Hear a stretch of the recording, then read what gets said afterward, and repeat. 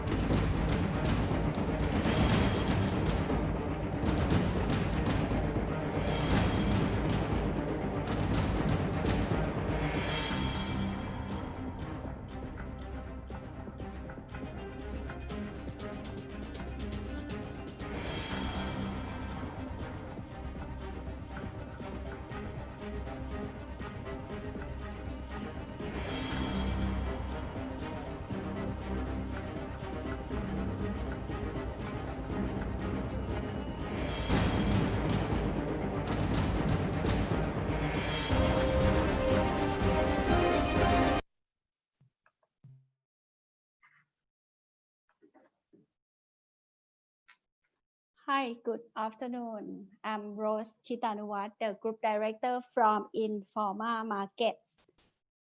We are from the vertical livestock series that we have the exhibition in Malaysia, Philippines, and Vietnam. Unfortunately, with the pandemic situation that we have to keep the social distancing and have like travel restriction around the world, especially in some of the country that government regulation and restriction not to organize the exhibition. So you may see in the early of this presentation that we are going to have the online exhibition. We bring the venue in Philippines, Malaysia, and Vietnam into your laptop, computer, or even smartphone. You will see the first of online exhibition from Informa Markets, Livestock Vertical in July 15 to 17. So the show will open from 9 a.m. to 6 p.m. in your computer. Just click link So today, the session of the effect of COVID on poultry industry in Malaysia. It is the second topic that we have today. In the morning, some of you may join already with the session of the layer sector. How is the layer and chicken broiler business in Philippines have been doing by Miss Cecile from Bepco. So the second one, we got the very well-known speaker from Malaysia. He was the chairman of FLFAM, Federation of Livestock Farmers Association of Malaysia. Now he is the advisor. Apart from that, Jeffrey is also the owner of the broiler business in Malaysia. He has his own experience about the business and how he run the poultry business in Malaysia as well. And working with FLFAM, he quite understand what's happening with the livestock industry, not just poultry, but also the other sectors, swine and even the cattle. So today, the format of the session would be more of question and answer, that we get the question from those who already registered and also send the question over. We also have been in survey on group of some audience that interested in Malaysia. Now I think we have Jeffrey with us on the screen as well. Hi, welcome Jeffrey. Good afternoon. How are you? All right. Good afternoon, everyone. Great to see you all in this webinar. Hopefully everyone doing very well, especially in these COVID-19 episodes. Yeah, I would like to tell you that there are about over 300 people registered for your session. So everyone is excited to learn more about Malaysia poultry market, because we have specific say that how COVID affect the poultry market in Malaysia. Well, first of all, I need to do some disclaimer. Basically, what I'm saying today is based on what I have observed during these COVID-19 periods. Because of the Malaysia moving control orders, there's a lot of things that is not available, especially collecting data and whatnot. So at the same token, also because of that, I'm not able to pull out any data or share any information in details. But I will basically tell you about the whole sequence of event, or the whole scenario of the Malaysian industry go through the COVID-19 before and after and now, currently the scenario of the poultry industry. So Jeffrey, before we start the very first question, may I ask you to brief to the audience a bit about FLFAM? The Federation of Livestock Farmer Association of Malaysia is actually an association that consists of 15 members, and the member is actually a small association that is actually representing each stage and each industry. We cover basically most of the livestock except ruminants. So we do not do cattle, we don't do even goats. But we cover swine, we cover broiler, layer, breeders, and we do cover some processing plant. So if you have any question, we'll try to answer. All right. So let's start for the first question we get from the audience around ASEAN. So this morning, Philippines said that they have Taal volcano, they have ASF, they have H5N1, AI. So what about Malaysia? Does the business get affected by ASF, COVID, or H5N1 like Philippines face? If we basically follow by the timeline, I think Malaysia first worried was ASF.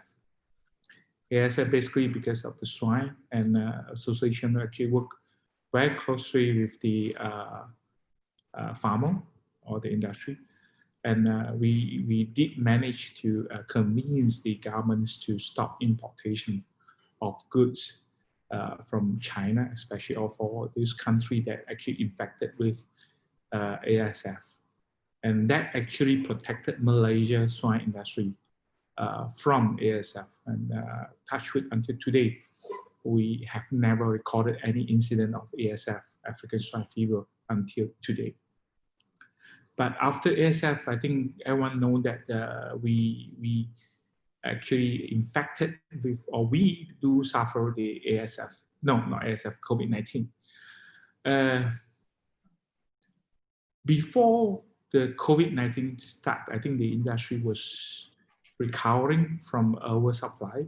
So price of boiler was about five plus ringgit per kilo. During or at the beginning stage of moving control order, what we call MCO, the first day, I think we saw a spike of demand, basically for boiler and for eggs.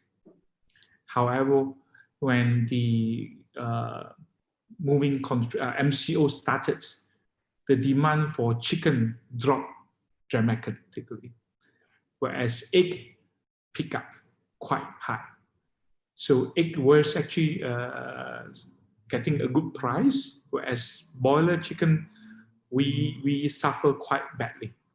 You know, because some of the wet markets was not allowed to open. You know, and I think what we also found out that when everyone is need to cook at home, especially household, they tend to do more cooking of eggs with the instant noodles, and also love to do their bakery. So the demand for eggs spiked up, and everyone also tried to stock up eggs, because eggs is easier to stock up. Whereas chicken, you have to freeze it, and you have a limitation in your cold storage. So demand of boiler dropped.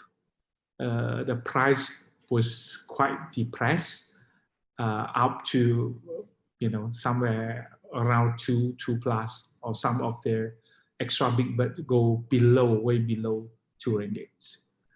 But thing changes when we going into how to say it, easing MCO, where companies start to open up, start working. So a lot of people have to go back to home, to work. So the demand of chicken recover somewhat and others. But because the farm have to do something, because the demand, you know, is dropping. I have friends who have their boiler chicken keep into their boiler farm for more than 70 days. And so how many kilo it is? We saw boiler chicken grow more than 6 kilo. Wow, that become. That actually basically disturb the production of boiler chickens.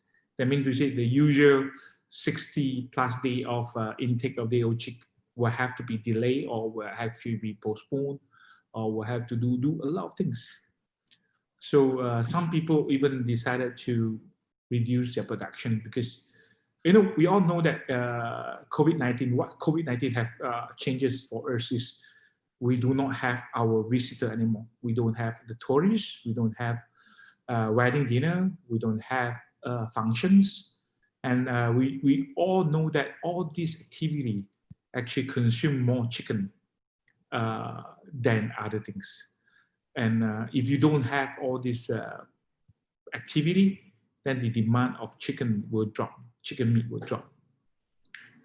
When we move to the last phase, which is the current phase that we are in now, what we call is a recovery MCO, recovery moving control orders.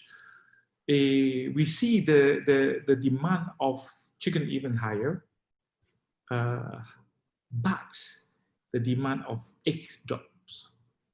So eggs actually were forced to offer a much lower price. Even, you know, you saw 3 trays of eggs D or EX was actually offering for 10 ringgits.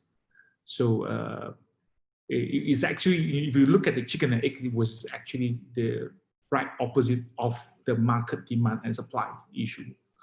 So hopefully, I think the eggs is recovery now also. But in total, we believe the demand of COVID, after COVID versus pre-COVID will definitely be much lower. We are still trying to understand actually how much lower that demand is changes for pre-COVID and COVID time. But then I think things are still moving. We still don't know what's the status move on from now to the later parts. But I think the current issue that we all have is about the swine A influenza virus. There was reported to, China reported to WHO about this new A virus. But I think Malaysia are still safe of that A virus because, you know, since the ASF have been banning the importation of swine products in from basically China. So the chances of that disease come from China, I think quite slim. That's why we can assure or reassure a lot of those public that I think Malaysia swine are still safe to consume. Yeah. So the next question, I will put the two questions from audience together. Maybe you can cover in that. They have raised the question that how you see the integrator put their effort during this COVID, and what is your idea on Malaysia is dominated by Muslim market, I would say. The question is like, is it from your personal opinion, you see the phase out from the wet market in Malaysia for the broiler chicken or not? I think there is still, before COVID, there is still a few wet markets that they are slaughtering chicken in their wet markets in Malaysia. I think due to the COVID, the government have decided to close all the wet markets slaughtering. So in terms, if you were to ask me, I think modernization of this industry have get a big help from COVID. And also, I think in terms of farm operations, because now the government start to issue new SOP for farm. And workers in the farm also aware that, you know, COVID-19 can be transmitted from human to human. And in the past, we try to have a lot of SOP in terms of biosecurity. But the problem that we normally have is actually workers in the farm. They intend not to follow. But I think COVID-19 helped because now they know that, you know, disease can transmit it from people to people. So now my foreign workers stop visitors from going into my farm now. They so don't meaning that biosecurity. Yeah. So that's why I think biosecurity improved significantly because of COVID-19. I think a lot of people put more effort into their farm. And I think in terms of the processing side, I think the market will change also. I think people start realizing that, you know, if you buy live chicken and then you slaughter in a place, it's not hygiene anymore. So I think that will take into effect after COVID. But the net effect of it, we still have to wait and see how things changes. All right. So I may name the company that doing processed products like value-added products like Ayama, Ding Ding, or CP. How you see the development of those selling the live chicken? They are investing in more of processed products, or how you see the trend for those integrators? Well, Malaysia for the past 2 years, the processing plant have I think the capacity of processing plant have improved significantly. We have companies that actually expanding their capacity in processing plant.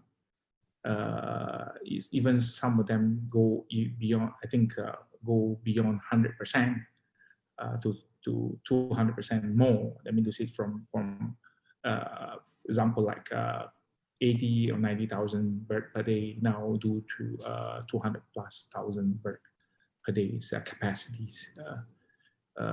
Some of them go for 100% capacity. So I think the industry know that the demand for processed bird is there, and slowly they are moving into that portions. That one it was even before pre-COVID.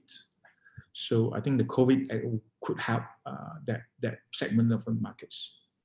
So those products from the processing plant, Jeffrey, it's go to domestic market or even export market? If you were to look at the whole market in Malaysia, we have been talking to the government to assist us in doing further processed product and to market the further processed product for overseas markets such as Middle East. And I think one of the successful story that we have is basically we know that McFood have been doing very well in Middle East, and the sales of Middle East have been what I heard is double digits for the past few years. So I think that is quite positive for Malaysia.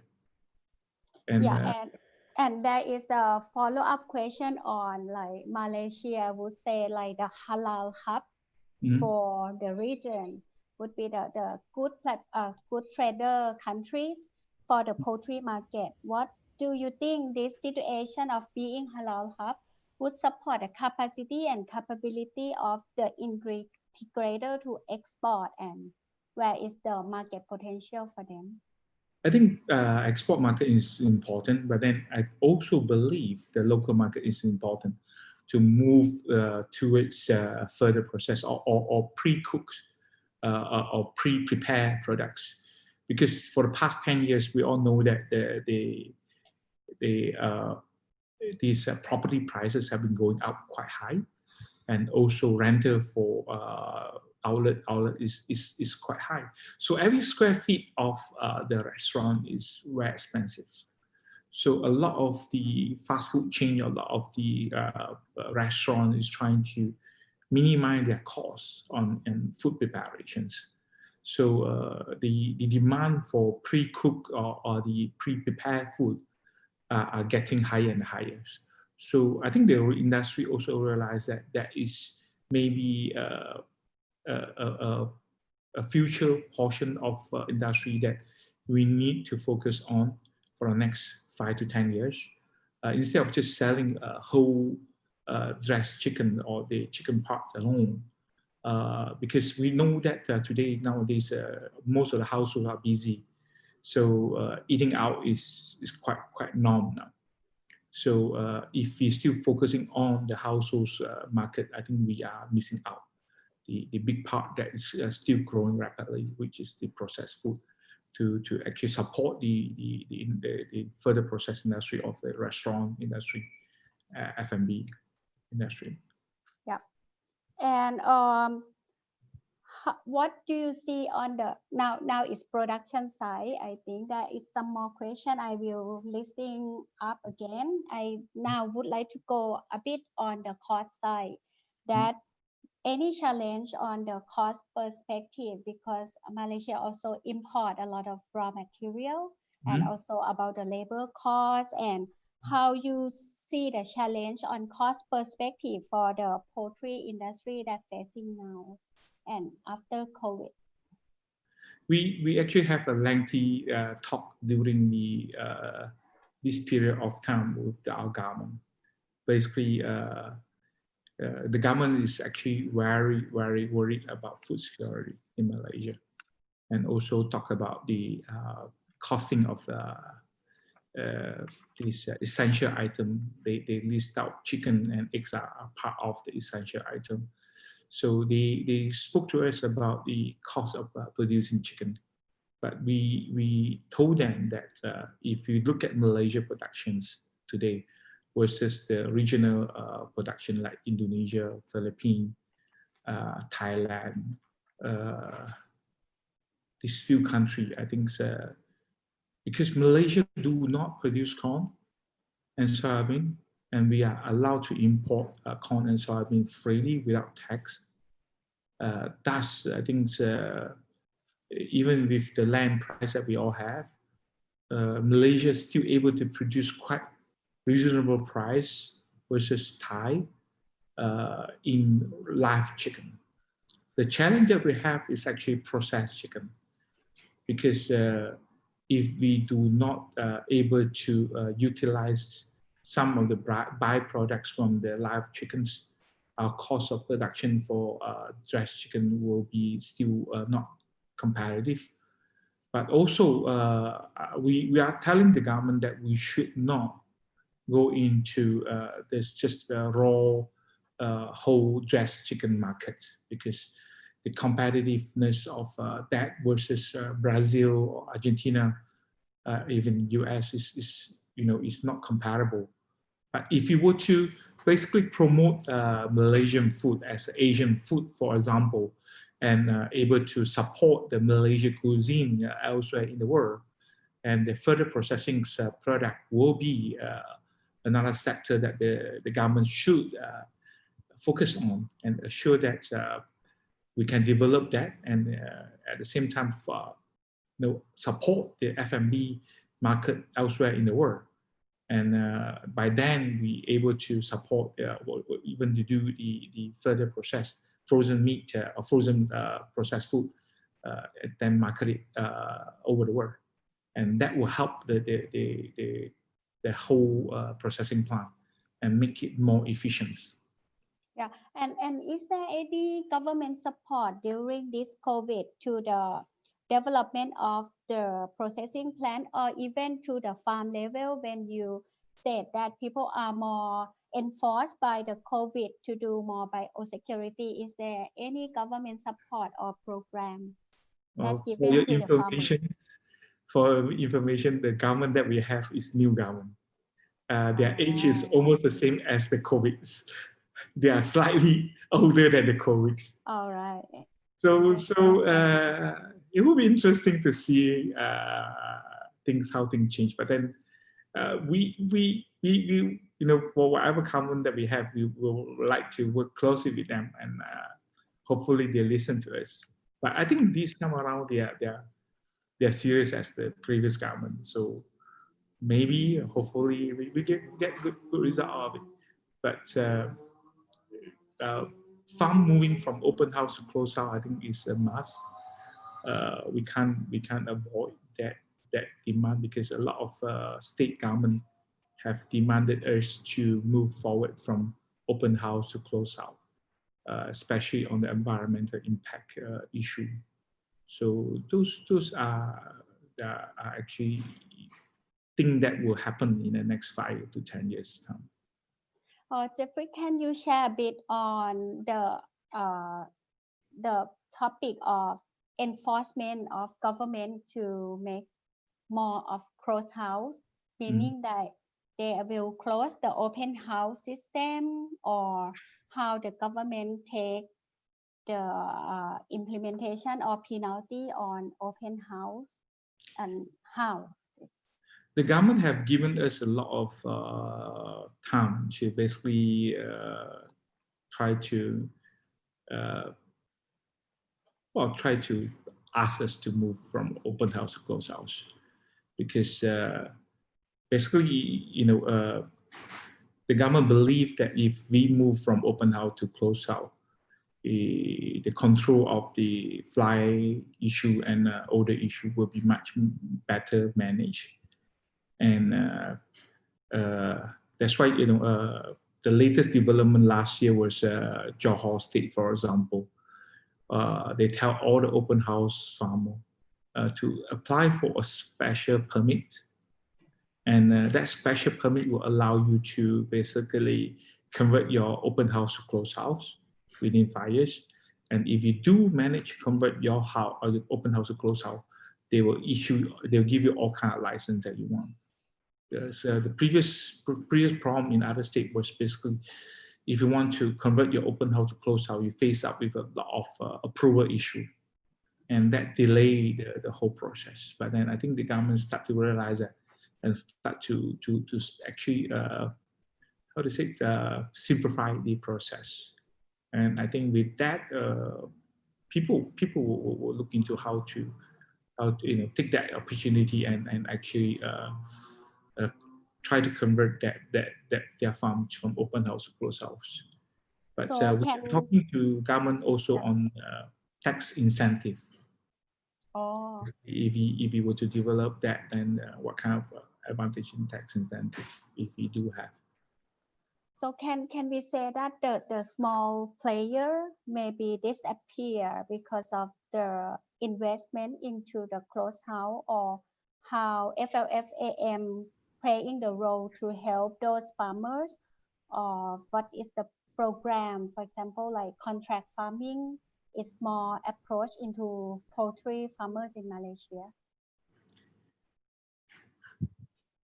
Wow, that's a good question. I think Malaysia is a free market.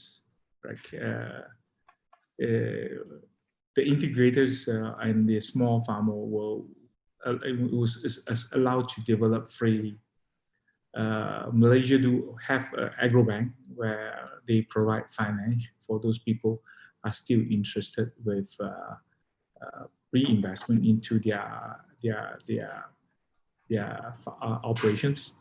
And I don't think the integrators will actually kill all the small farmers, as long as the desire to be sustainable of the small farmer are still there. The issue about the contract farmer that we normally have is still because of the aging, or the second generations are not interested in the industry. That actually pushing the contract farmer to exit more than anything else that we see. Yeah, I saw from our audience here, there is a lot of farm equipment company joining also. I would say that what you just answer now, meaning that there is still opportunity for have an investment inside Malaysia, especially for poultry farm from open house to closed house. So the turnkey project company has to decide what is the best batch to approach Malaysia market. In that perspective, I'm still doing mine. I haven't stopped mine yet. do you think what the turnkey company or the equipment company that they should take the opportunity of people are getting more concerned on biosecurity, how they should work in Malaysia? That one is Sorry not for meant to difficult share. question. I saw the audience and I feel like I should ask for them. Basically, different companies have different needs, to be honest. And I think all these farms are all personalized, if you were to ask me. Because if you were to look at all the operation of the world company, they all have different type of operation modes, or they prefer a design of the closed houses. So for the equipment supplier, if they can actually go in and actually convince the integrator or the operators on the design that they have, or they can actually change to suit the need of the farmer, I think they have a chance for it. Yeah. The answer so, you? Not really have to ask the audience. Maybe they get your contact, get your opinion later. Yeah. From what you mentioned about the egg consumption was dropped and think that it will recover. I know that egg consumption per capita in Malaysia is the highest among ASEAN. So can you share with other countries here what is the key driver to make the egg consumption high, and if it return to normal in after COVID, do you think there is the room to grow for egg production in Malaysia? There is any room to grow or any export opportunity for egg market? Malaysia do export eggs to not just Singapore, but majority of the eggs do go to Singapore. But we do export to other regions as well. But I think layer and boiler is different. Majority of the layer farm are now closed house. So I think the production efficiency is much better than the boiler farm. So about a room, I never seen that because I was in this industry for the past 20 years, and people keep on asking me, how do I look at the meat and egg demand?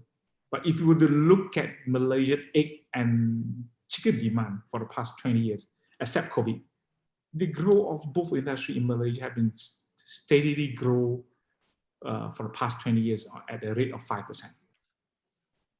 So how does people eat so much chicken and eggs? I don't know. I don't know how to answer you, but it just happened that, if you dare to invest, there's always a market there. Is it the pattern of the food that most of the food include egg? We eat eggs a lot. And we love also eat egg a lot. Yeah. Yeah. So it's always interesting to me that very high in the dishes. So it's not. I don't know, but we are not good in cooking. All right. So come to the question on the farm production and feed usage. There is the question that how is the status of anti-growth promoter AGP usage, or what is the regulation by government on the growth promoter use in Malaysia? Have not since the Feed Act started in 2010, if I'm not mistaken. There was none antibiotic was being listed there for AGP. So in short, I think Malaysia don't allow any AGP at all in the feed. So that's why the question of whether we still have AGP or not, I think we should not have any questions. That is by law, and I think we need to reinforce the law. Definitely, there's a lot of people was talking about misuse of drugs in the farm or whatever, but then I think that is all about management and being how to reinforce the law. But I think Malaysians are quite safe in terms of whatever food that we produce on either chicken or eggs, because the residue are still low. Yeah, is there actually this question not come from the same audience? They kind of thinking that still have a high use of antibiotic in Malaysia farm. So with this COVID, biosecurity will implement more. Do you foresee that the use of antibiotic will be reduced, or any enforcement or penalty that government put in place to reduce it? No. There's two different things that you talk about. First thing is you talk about AGP, right? Okay. So AGP, I think there should not be any question about AGP, right? But then the second question that you asked is about antibiotic use. Antibiotic, yes. But antibiotic use for prevention and also for treatment is a must, right? So we have started to look into all the antibiotic used in the farm need to be prescribed by veterinary. The reinforced, the instruction was given to start earlier of this year, but unluckily when the COVID came, the whole thing just died down.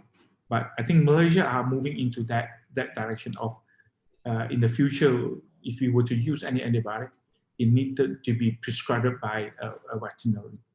So by then, I think the usage of antibiotic will be much better managed. But all this perception of overuse of antibiotic in the farm, I think to me it is just a belief. We don't really see any data. We don't really see any facts that saying that those people can present. Sometimes I ask them, they say, "Wow, I just see you all order a lot." But then, what do you mean by a lot? Do you have a figure like 2 years ago versus now? But then you also have to look at the number of chicken that we grow, right? I think it's about perception. Yeah. So all those things, I think we need to be clear. We cannot basically work on perception or the ideology that we always use antibiotic, and that actually is a killer for the industry. I think the industry has changed so much for the past 10 years, and all those people need to be realizing that the industry have changed so much for the past 10 years. It's no longer the old way of growing chicken in their backyard anymore 20 or 30 years ago. Because a lot of people which talk about those have not been into the farm for the past 10, 20 years. And I've been talking to a lot of farmers that we need to be outspoken instead of we just stay in our farm and work in the farm and not telling people what we have done in the farm. And people just always believe what they think or what they believe, which is sometimes not relevant at all, because those are the old school, those are the historical things that is happening. Yeah. So we need to change our perception on that.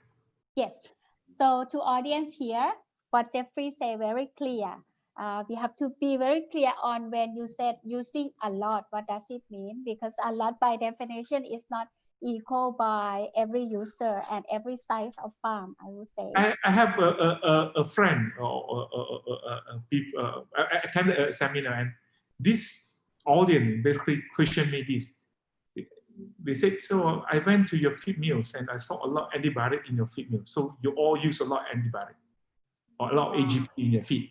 I said, "Come on, feed mills is allowed to have antibiotic in the feed mill because they do produce medical feed if the chicken is actually getting sick.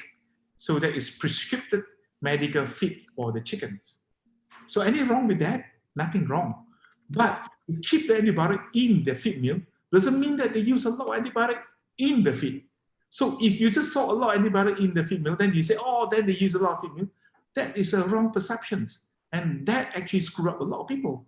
It screw up a lot of consumers also, because you say out loud that I saw a lot of antibiotic in the feed mill. But do they know how they use it? You don't know. You never question. Yeah. Jeffrey, can you explain a bit more when you mentioned about antibiotic use must be prescribed by veterinarian by the regulation of Malaysia? Because there is an audience from other country also, then they could understand how it works in Malaysia when you will use antibiotic. We are still waiting for the government's guidance on, but they actually giving an instruction that from 2020, 1st of January, all the medical use in the farm need to be prescribed by a vet. So because of the COVID thing is happening and everything just slowed down. But I think that is the future trend. It's just like human drugs now. Nowadays, you go to pharmacy to buy antibiotic. It's not easy anymore. But 2 years ago, I can still go to pharmacy and buy a lot of antibiotic as what I wish. So Malaysia are changing. I think the industry also changes because of tough regulations. And control antibiotic. I also have a question that really from myself and even from the audience, we have the same. I know that you and some integrator has done a lot of work on environmental control.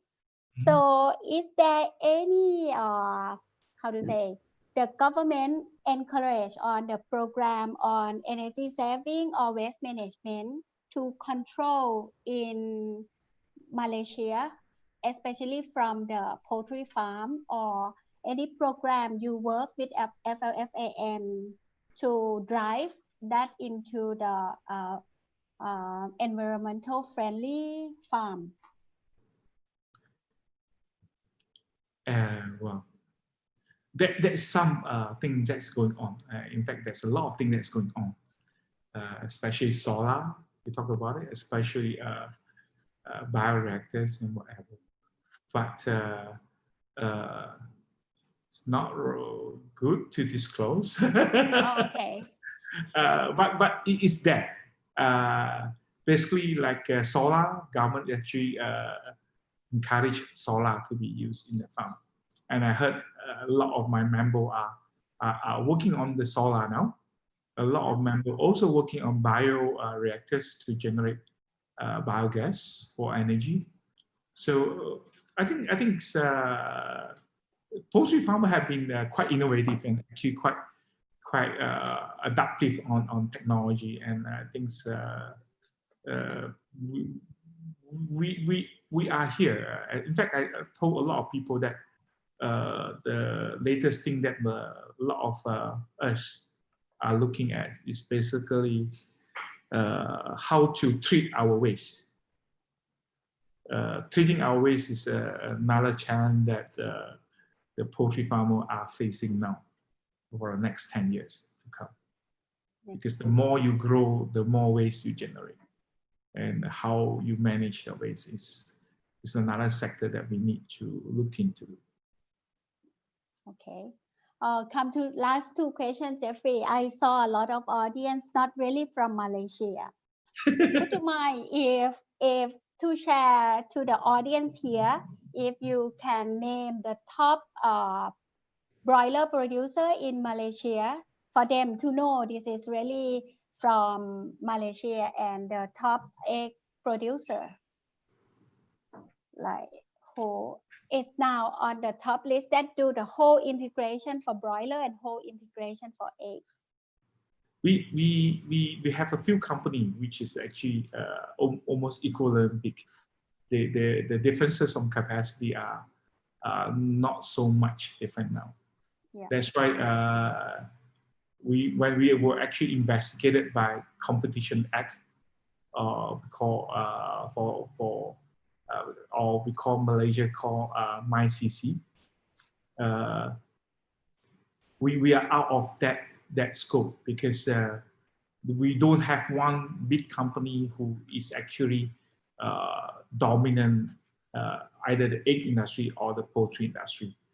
So I cannot name one, but I can name a few. For example, boiler, you have Leong Hap, you have Huat Lai, you have Lei Hong, you have CAB Chakaran, you have Ping Wei, quite a lot. In fact, they are there. In terms of egg production, you still have Huat Lai, you have Teo Sing, you have QL, you have Lei Hong, you have LTK. So those are producers which produce more than 1 million eggs a day. So they are huge, and they are not small. Yeah. So I would say that the nature of Malaysian broiler and layer business is still family owned. No. Those companies that I tell you are mostly listed companies. Listed company, but the background is like developed from family business, right? So this thing that show the difference in Malaysia to other countries, that there is not the big player that run everything, and the gap between number one and number two is quite high. But seems like in Malaysia the similar scale. Yeah, CP also quite huge in Malaysia. Don't forget about it. Oh. Okay, so come to the last part. I think that few questions that I can send to you by email and you can answer to the audience directly. What you see the trend of poultry market in Malaysia and what you want to give message to encourage people here that keep developing on their production, please, Jeffrey. Well, before COVID, I can tell you still grow by 5%. But after COVID, we really don't know what's coming, and we still try to gather more information on the changes. And you know, basically now during MCO, we said the whole thing move day by day. Everything changes by day. After today, I think we are looking at things which is changes week by week basis. We are not looking at too long. Neither we are not looking at 10 or 5 years down the line, because I think to recover, before we talk about growth, we need to talk about to recover from now to pre-COVID first. Actually, everything is fine when the how to say, the tourist ban is being lifted, then things will be quite safe to say that we will go back to normal. But at this stage where there's no tourists coming in, there's no wedding dinner allowed, those school is going to be reopened on 15th of July. Wow. So we will see that. We'll see how people react, how that will change the demand. So it's tough. Surely it's tough. I think you can listen to a lot of those speakers before me. It's not easy. So it's very clear from Jeffrey now sharing that many questions that you asked through me, that what is the pipeline in 5 years, what is the trend. Jeffrey very clear that let's look at after COVID, after the school open and after the MCQ is relaxed and travel ban is stopped. So I would like to say thank you very much, Jeffrey, for today. Thank you for your sharing session. The audience stay with you till end, more than like 200. So very good session. And I hope after COVID, we can come back to share again. So to the audience here, in next 1 hour, we're going to have about the technical session on how to prevent salmonella problem in broilers. If you want to join, please stay tuned with us and register for the next session. Thank you very much.